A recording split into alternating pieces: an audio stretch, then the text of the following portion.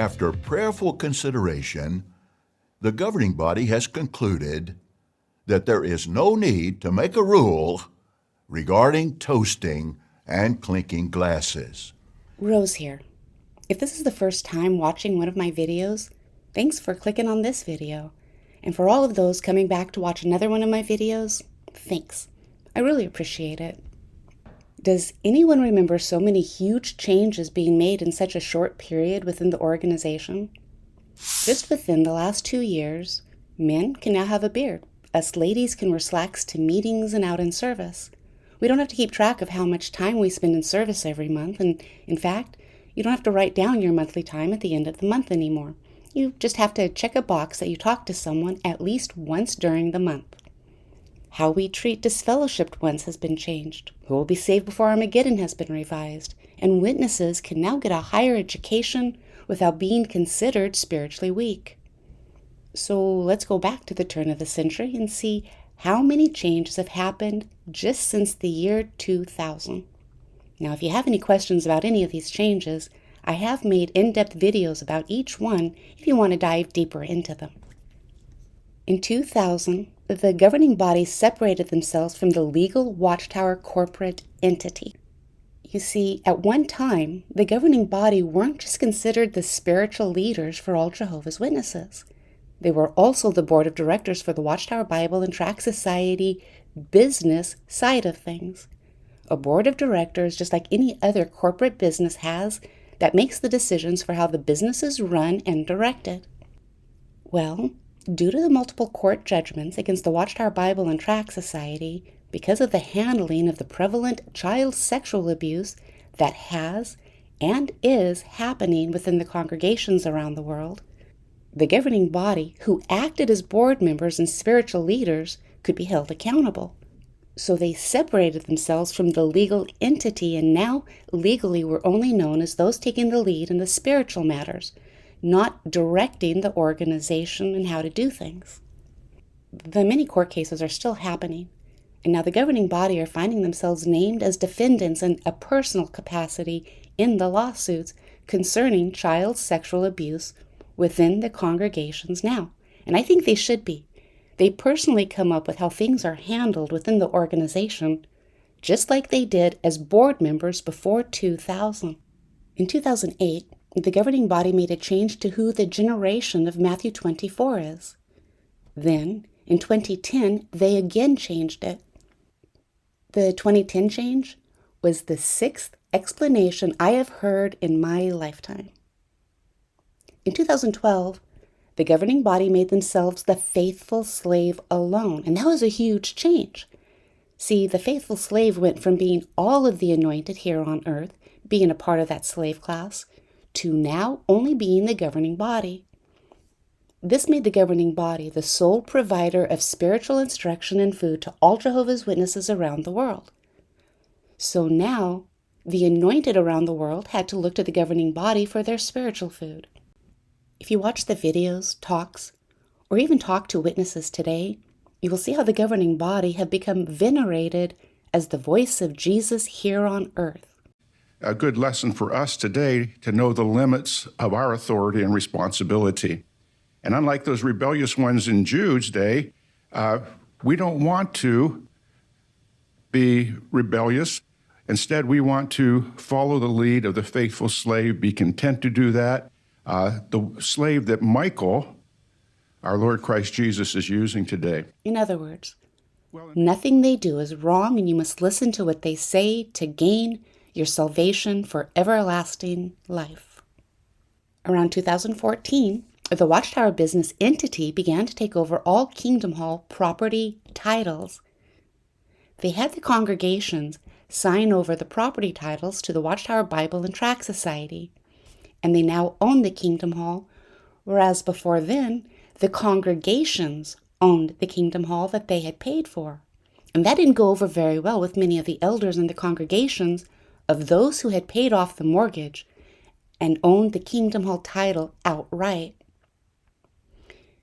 In 2021, Gog of Magog was changed from being Satan to those that would choose to follow Satan during Jesus' 1,000-year reign. In February of 2023, Anthony Morris, the once governing body member, was removed. That was a huge change.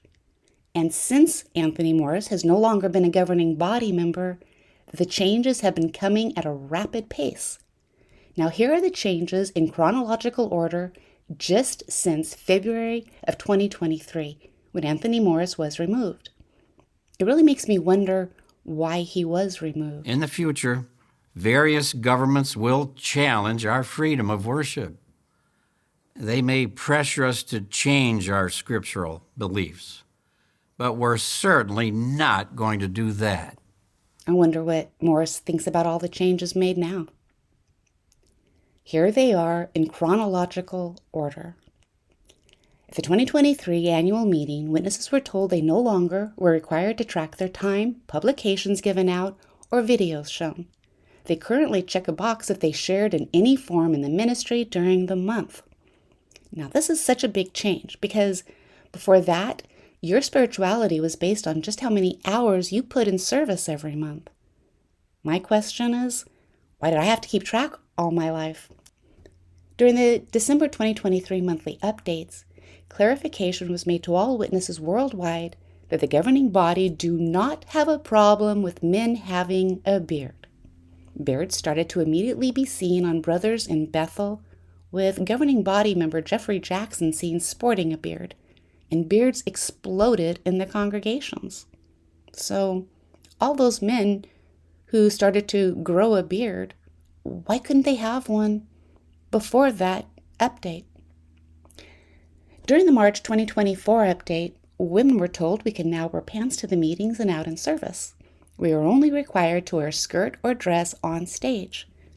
Men don't have to wear a tie or jacket to meeting or in service anymore.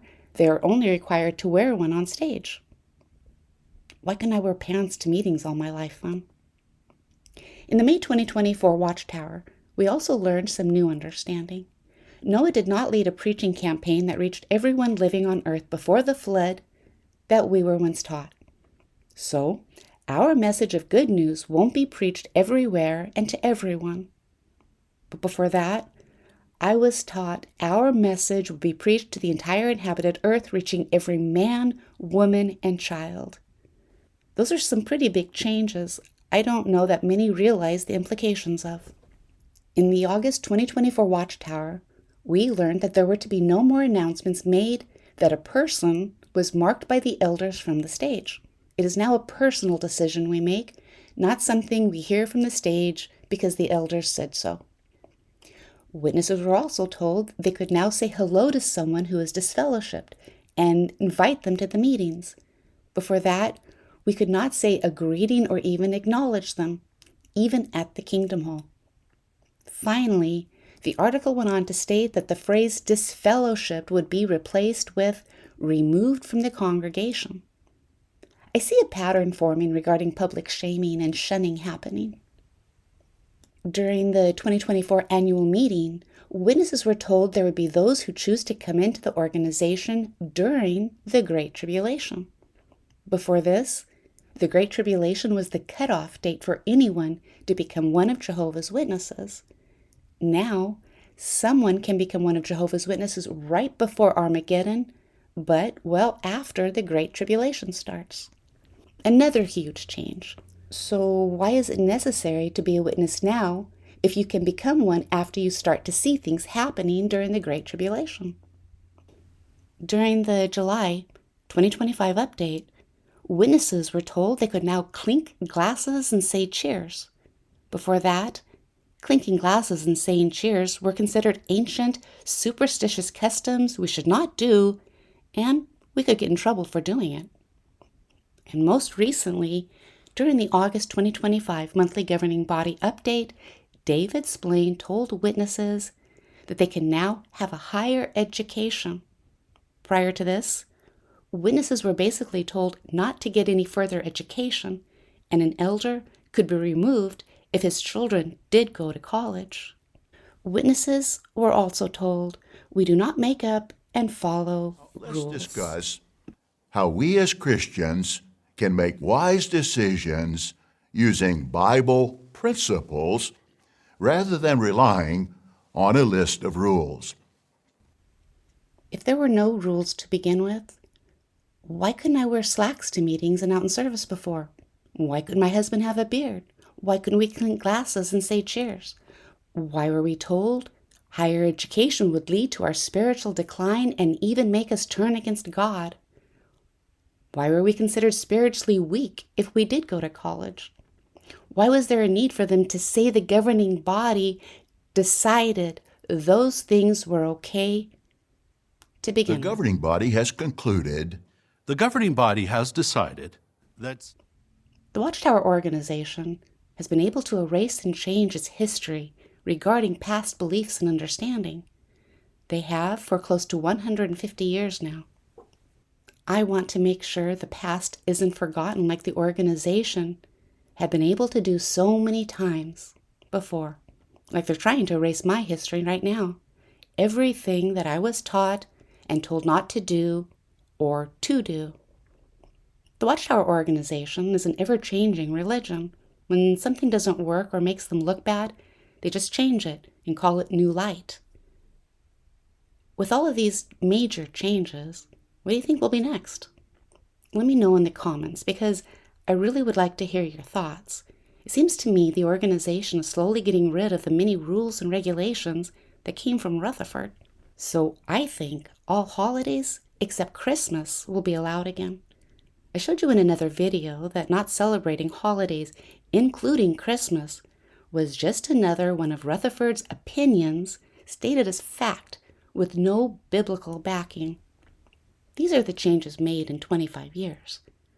I was born into this organization close to 6 decades ago, and this religion doesn't look anything like the religion of my past. So, how do you think it will look in another 25 years? I hope you enjoyed this video. Make sure to stay tuned to the end to watch a clip of things said or done by the men in New York. Please make sure to hit those like and subscribe buttons to help this video go out to a larger audience, algorithms and all. And please, you take care of yourselves, everyone, and you stay strong. You do not let those men, whomever they may be in the moment with the ever-changing governing body, you don't let them win. Thanks for watching. My mother died just last year, and she always felt that the end was close at hand. She just knew that she would live to see it, but she didn't. She had first learned the truth from her mother-in-law, my grandmother, an anointed Christian who often told me that she hoped to see the end come in her lifetime. She didn't. She had learned the truth from her mother, who died when I was a teenager, and firmly believed she would see the end in her lifetime. She didn't. And she, my great-grandmother, had learned the truth from her mother-in-law, who died long before I was born, and surely felt the same way about seeing the end. She didn't.